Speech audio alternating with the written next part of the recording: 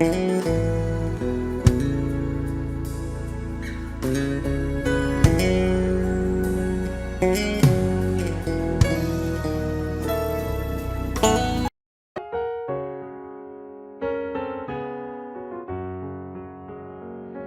is onmoontlik in sy naam. Hoef nie te vrees, hoef niks te twyfel. In sy woord beloof hy my, kom na my met al jou pyn. Niks is onmoontlik in sy naam. Te vrees, hoef niks te twyfel. In sy woord beloof hy my, kom na my met al jou pyn. Roep sy nou in jou omstandigheid, roep sy nou in jou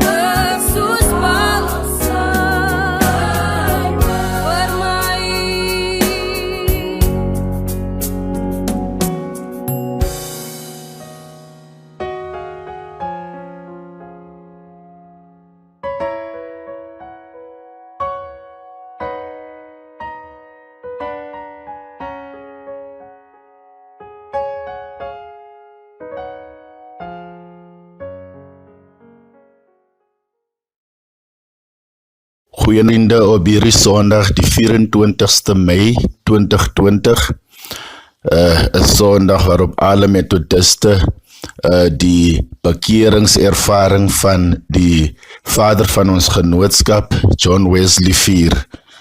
Dit is oor die algemeen bekend as Aldersgate Sunday, waar John Wesley tegemoetkoming met die Here gehad het. Vriende, genade, barmhartigheid en vrede van God, onze Vader en sy Seun Jesus Christus, ons zaligmaker, in die naam van die Vader en die Seun en die Heilige Gees. Amen. Laat ons bid. Here, ons dank U vir die gawe van hierdie dag. 'n dag, Here, waarin ons alles kon doen wat ons moes gedoen het. 'n dag waarin U ons krag gegee het om te doen precies dit wat U wou hê ons moes doen. Baie van ons, Here, het na boodskappe geluister, alhoewel dit 'n ongewoonheid is, Here, in die tye waarin ons lewe, maar ons is dankbaar, Here, dat U vir ons gedagtes gegee het om te dink en bokant die preekstoel te praat en buitekant die preekstoel met die mense te praat. Kom dan nou, Here, wanneer ons hierdie woord gaan openbaar aan onsself, maar ons weet, Here, ons kan dit nie aan onsself doen nie. U, Here, is die een wat openbaar en U is die een wat die saad saai. Kom nou en wees saam met ons in Jesus' naam. Amen. Geagte luisteraar, ek nooi u om saam met my te lees uit die boek van die Openbaring aan Johannes, Openbaring hoofstuk 2, en ons lees vanaf vers 1 tot en met vers 7. Openbaring hoofstuk 1, hoofstuk 2, ons lees vanaf vers 1 tot vers 7. Skryf aan die engel van die gemeente in Efese, dit sê hy wat die 7 sterre in sy regterhand hou, wat wandel tussen die 7 goue kandelaars. Ek ken jou werke en jou arbeid en jou lydsaamheid, en dat jy slegte mense nie kan verdra nie, en dat jy die op die proef gestel het wat hulle sê, dat hulle apostels is, en dit is nie, en hulle leenaars bevind het, en dat jy verdra het en lydsaamheid besit, en terwyl van my naam gearbei en nie moeg geword het nie. Maar ek het teen jou dat jy jou eerste liefde verlaat het, onthou dan waarvandaan jy uitgeval het, en bekeer jou en doen die eerste werke. Anders kom ek gou na jou toe en sal jou kandelaar van sy plek verwyder, as jy jou nie bekeer nie. Maar dit het jy, dat jy die werke van die Nicolaïtiete haat, wat ek ook haat. Wie 'n oor het, laat hom hoor wat die Gees aan die gemeente sê. Aan hom wat oorwin sal ek gee om te eet van die boom van die lewe, wat binne in die paradys van God is. Dit is die woord van die Here, mag die Here die lesing van sy woord seën in ons harte, van nou af tot in ewigheid. Amen. Vriende, hierdie kort boodskap wil ek vir u gee onder die tema, die goeie is nie 'n vyand van die beste nie. Die goeie is nie 'n vyand van die beste nie. Die skrywer van die boek is die apostel Johannes, en op hierdie stadium een van die laaste disciples van Jerusalem, van Jesus, verskoning, en ook 'n discipel waarna verwys word as die discipel wat Jesus baie lief gehad het.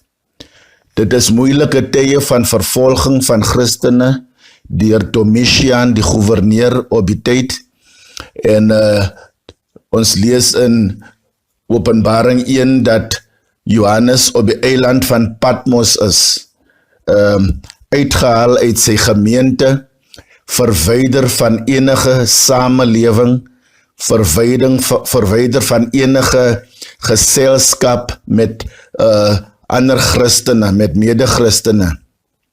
en hy is alleen op hierdie eiland. En soos dit altyd die geval is, wanneer ons verlate voel en wanneer ons wegvoel en wanneer ons gestort voel, wanneer ons leeg voel, wanneer daar 'n eensaamheid in ons is, wanneer daar 'n verlange is vir geselskap, dan sê die woord van die Here in Openbaring 1 dat Jesus verskyn.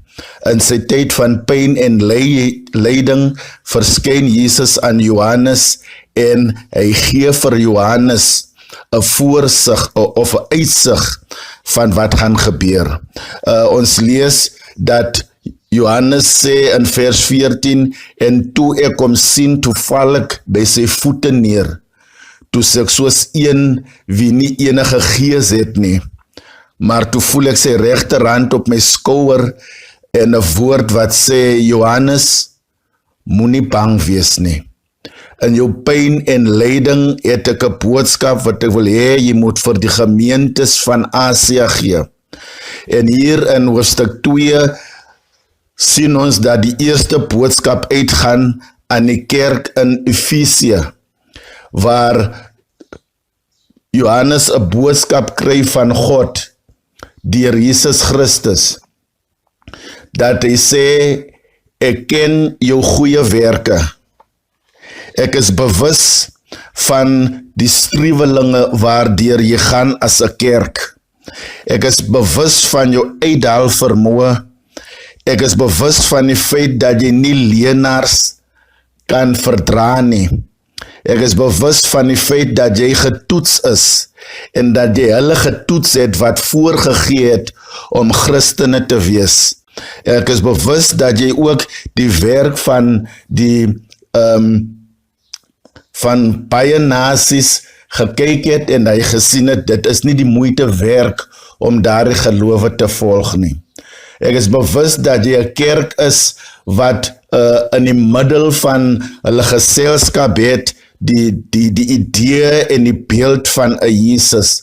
'n Kerk wat deur moeilike tye gegaan het, 'n kerk wat nog steeds deur moeilike tye gaan, 'n kerk waar baie van julle as lidmate van die kerk deur moeilike tye gaan, en ons sien hoe Jesus berading bied aan hierdie kerk, dat Jesus hulle vergewis dat hy baie bewus is van die lydsaamheid en die pyn en die weerstand wat hulle het teen die vervolging van Domitian. Maar Jesus sê ook, daar is een iets, in julle geskarrel om die kerk aan die gang te hou, in julle besigheid om die kerk aan die gang te hou, in julle vermoë om te doen wat julle moet doen, en julle verlange om die kerk in stand te hou vir julle navolgelinge, vir julle kinders. Ek is bewus dat julle baie in die kerk gedoen het. Ek is bewus van die feit dat die kerk 'n gewoonte vir julle geword het. Ek is bewus van die feit dat daar tye was dat julle baie vergaderings gehad het en miskien my uit die venster gegooi het. Julle is goed, julle doen alles goed, julle het uithou vermoë, julle oorgegee aan die werk van die Here, maar julle eerste liefde verloor.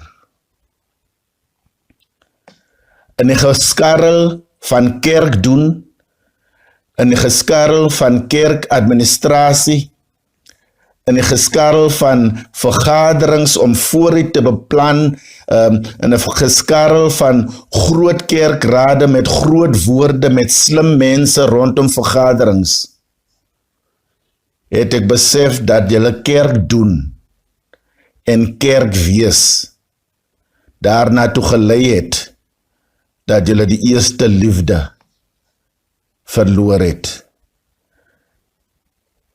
Julle het nie bewus geraak van die teenwoordigheid van die Heilige Gees nie. Julle het stil geraak. Julle is oorgeneem deur doen en late en julle die geloof uit die venster gegooi. Die passie vir 'n Jesus wat julle gehad het stadig en stadig uitgekwyn en uitgesterf. Julle het koud geraak. Julle het die sensitiwiteit verloor vir medemens en mede-Christen.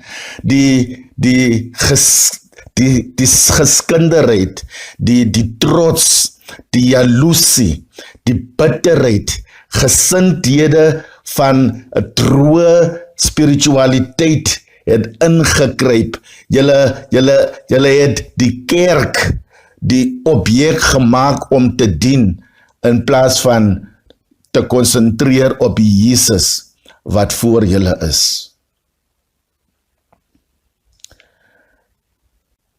Julle het tevrede geraak met die minste. Die goeie het vir julle enorm geraak.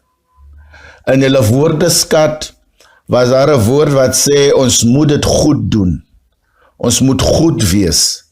Ons moet 'n beter kerk as die ander kerk wees. Ek moet 'n beter Christen as die ander Christen wees. Ek moet beter wees sodat ek baie kan behaal in die lewe. Alles moet ek goed doen. Ons leer ons kinders om goed te doen. Ons leer om kinders om te gryp wat hulle kan in hierdie lewe. Ons leer ons kinders om te doen wat hulle moet sodat hulle suksesvol kan word.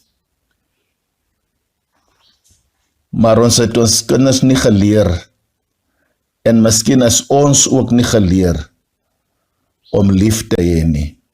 Hoe om lief te hê, hoe om terug te gaan na die eerste liefde. Die eerste liefde waar Jesus baie na aan my hart was.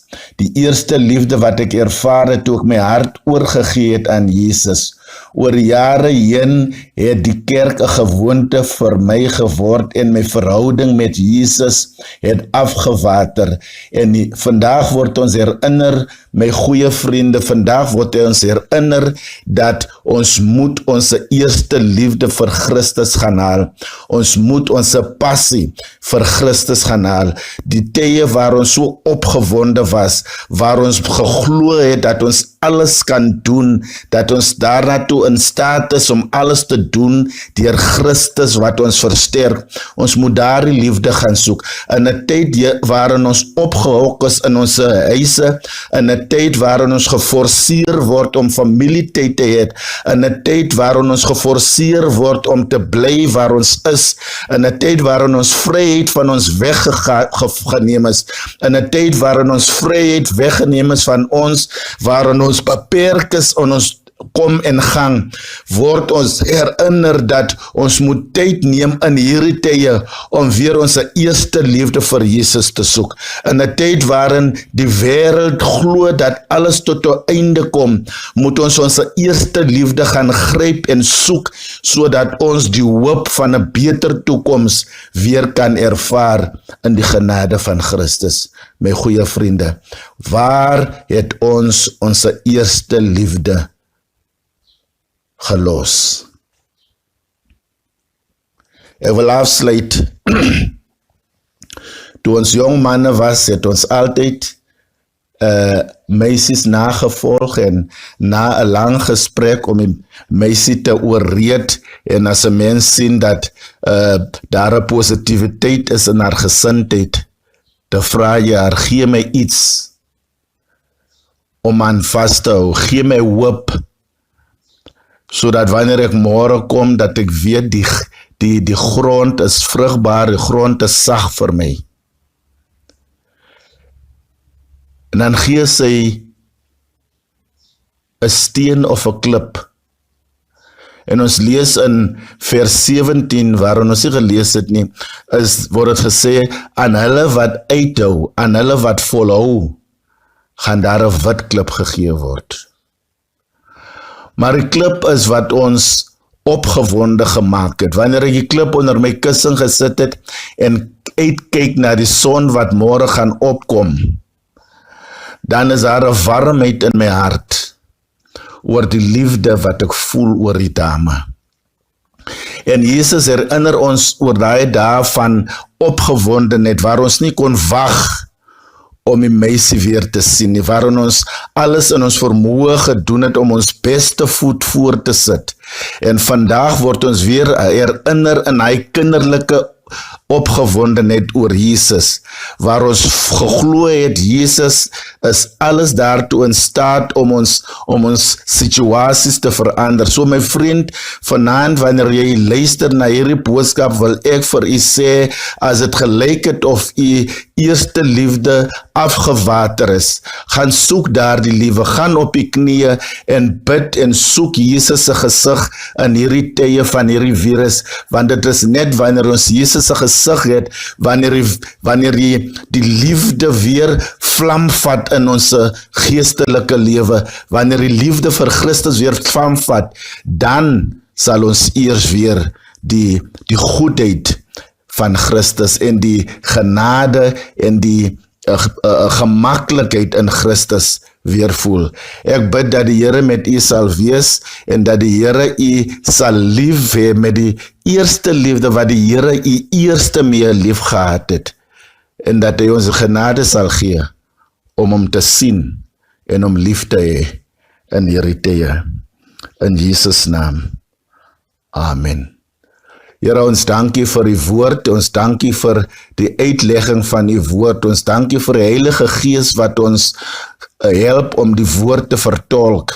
En ons vra, Here, in die dae wat kom, na Pinkstersondag, dat u ons die krag sal gee om aan te hou en om te bly waar u gesê het en ons moet bly. Maar meer so, Here, dat ons u liefde gaan soek, dat ons eerste liefde vir u weer sal soek en weer aan die vlam sal sit. In Jesus naam bid ons vir dit. Amen. Genade en vrede vir u, my vriend, en die vertroosting van die Heilige Gees, dat dit 'n werklikheid vir u en die gesin sal wees. In Jesus naam. Amen.